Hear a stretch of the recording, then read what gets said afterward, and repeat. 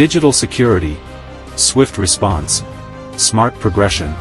Welcome to Qingqiao Safety Investigation. On June 9, Benny Gantz, leader of Israel's National Unity Party and a former military figure, announced his withdrawal from Israel's war cabinet. Following this, on June 17, Israeli Prime Minister Netanyahu officially dissolved the war cabinet, marking the end of the temporary wartime command center established after the Israel-Hamas conflict erupted on October 7 the previous year. Gantz's departure is seen by authoritative military experts as potentially complicating efforts to achieve a ceasefire in Gaza. Born in Kafr Akim, Israel in 1959, Gantz holds a bachelor's degree from Tel Aviv University, a master's degree in political science from Haifa University, and a master's degree in national resource management from the National Defense University in the United States.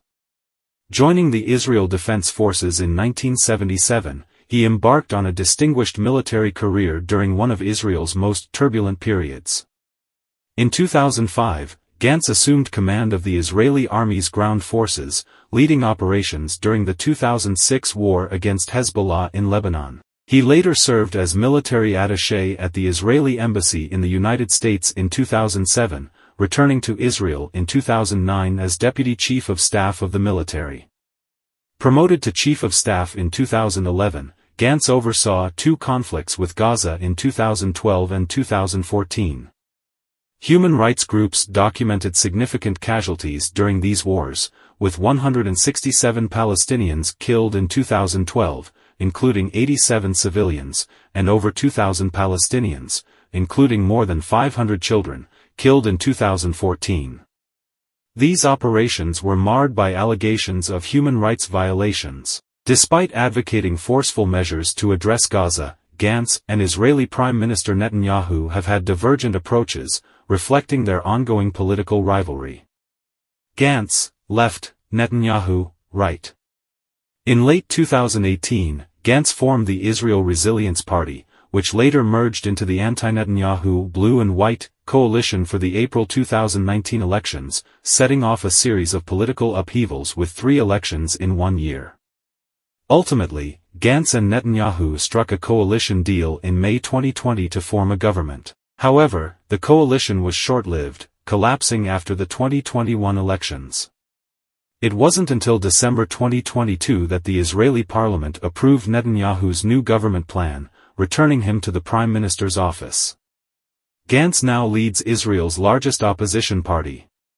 Politically, Gantz represents the center-left, contrasting sharply with Netanyahu's right-wing and far-right alliances. Gantz tends to align closely with U.S. policies, seeking American support by adhering to White House directives. In contrast, Netanyahu often diverges from U.S. positions, preferring his own approach. Their differences were evident during the recent Israel-Hamas conflict, where Gantz advocated more flexibility in negotiations with Hamas to secure peace, while Netanyahu remained resolute against concessions. A prominent military analyst has analyzed that the current Israeli government is predominantly made up of right-wing and far-right factions, known for their tough stance towards Palestine. In contrast, Gantz, a former general with a deep understanding of the realities of war, adopts a more moderate approach in dealing with Gaza. He serves as a significant force within Israel's system of checks and balances, particularly in moderating the policies of the far-right parties. Since the establishment of Israel's wartime cabinet, Gantz has played a pivotal role in balancing decision-making on the Palestinian-Israeli issue.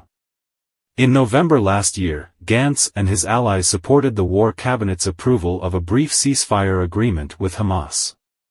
Following Gantz's departure, the Israeli wartime cabinet collapsed. Despite the potential decrease in support for far-right parties like Netanyahu, they still hold a majority in the Knesset with over half of the 64 seats, maintaining a relatively stable position. This gives them significant influence over the future direction of the Gaza conflict, potentially complicating efforts to achieve a ceasefire.